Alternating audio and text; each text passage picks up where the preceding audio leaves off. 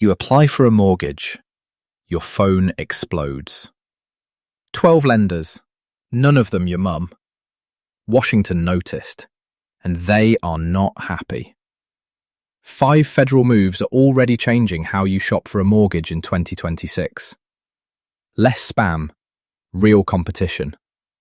This video could save you thousands of dollars. Let's get into it. Quick question. When you buy a TV, you research and compare 5 options. When you buy a house, the most expensive thing most of us will ever touch, a lot of people just don't really shop.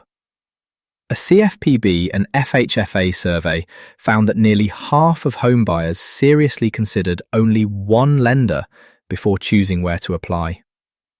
That is like walking into a car dealership, pointing at the first car you see and saying, "Perfect, please lock me into this for the next 30 years. I get why. The jargon is dense, the paperwork is brutal, everyone says shopping will tank your credit, and the deal timeline makes you feel like you have to decide yesterday. But here's the uncomfortable part. Even small differences matter a lot.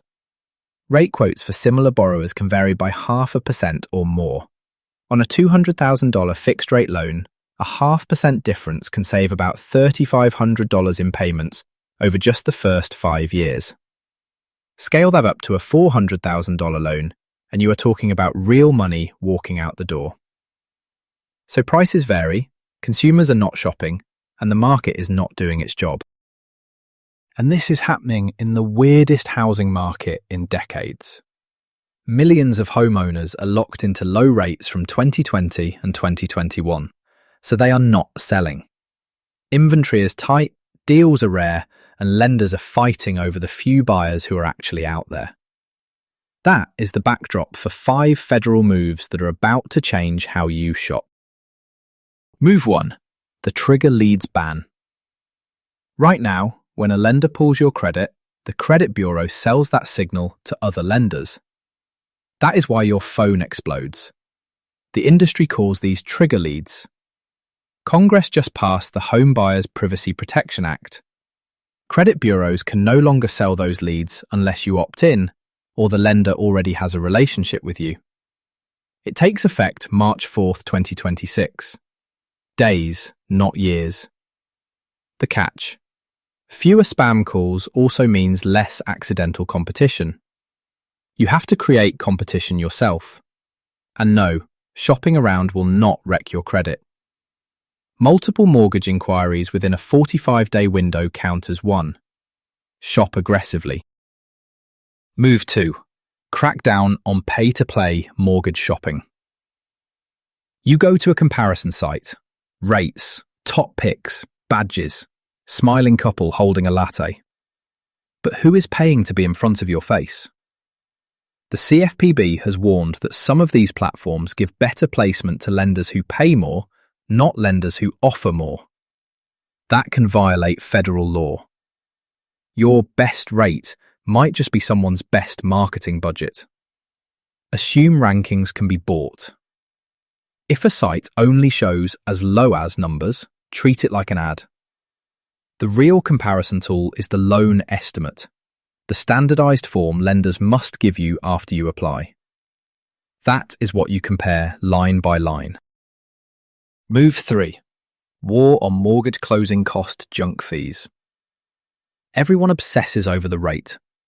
Then they get clotheslined by closing costs.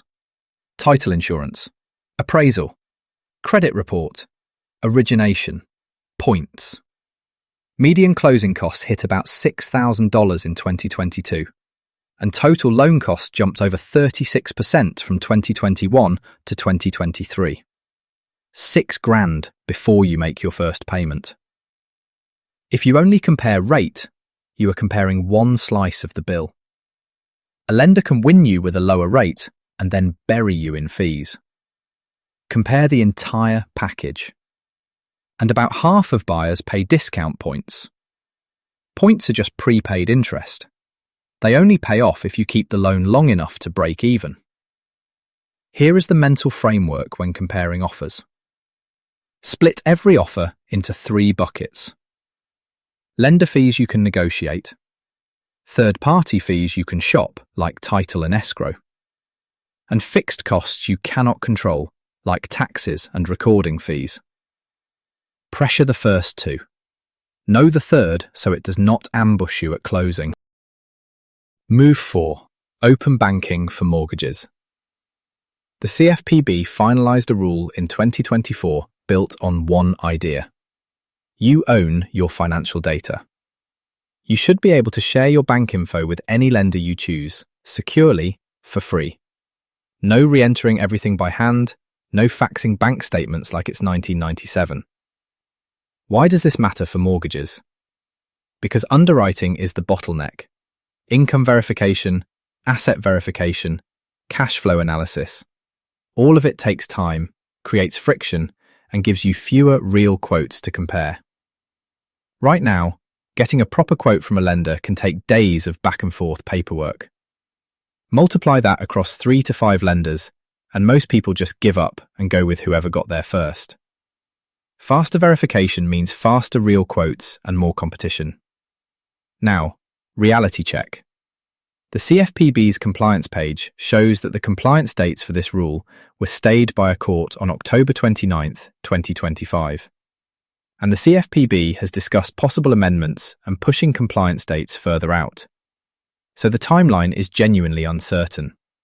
But the direction is not. More mortgage tools and lenders will try to connect to your bank accounts directly. Move 5. Fed wants banks back in the mortgage game. Sounds boring. It is not. In 2008, banks originated 60% of mortgages.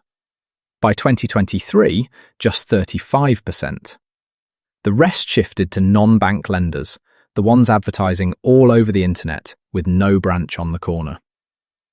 Capital rules make mortgage activities too expensive for banks, pushing business to non-banks. And fewer banks in the game means less consumer choice and less competition. The Fed is looking at loosening the capital rules that make mortgages expensive for banks, so they can compete again without pretending the risk is zero. If that happens, more banks could re-enter the market. More lenders means more competition, better pricing, and better service. You do not need to wait for any of this. Here is a 7-step mortgage shopping sprint you can run this week. Step 1. Start with a soft pull pre-qualification if you want a low-pressure first pass. You can do this with a few lenders just to see where you stand without triggering a hard credit inquiry. Step 2. Pick your shopping window. The CFPB points to a 45-day window where multiple mortgage inquiries are treated as one for scoring purposes. To be extra safe across all scoring models, cluster your real applications within about 2 weeks. Step 3. Apply to 3 to 5 lenders. Mix it up. A bank or credit union, an online lender, and a broker. Different business models create real spread in the offers. Step 4. Demand the loan estimate, not a worksheet or rate sheet. It is the only standardized form that lets you compare line by line. Step 5. Standardize the inputs. Same loan type, down payment, lock period, points. If the inputs vary, the comparison is fake. Step 6. Negotiate. Take your best loan estimate, send it to the others, and ask them to beat it. Lenders expect this. Step 7. Watch cash to close like a hawk. If a number changed between the loan estimate and the closing disclosure, ask why. Bottom line, Washington knows mortgage shopping is broken, and they are going after the spam, the steering, the junk fees, and the data friction all at once. You do not need to wait. Run the sprint, save thousands. What was your last experience with mortgage shopping? Drop your numbers in the comments. If this was useful, hit like and subscribe. We put out a new video every week that helps you keep more of the money you earn. See you in the next one.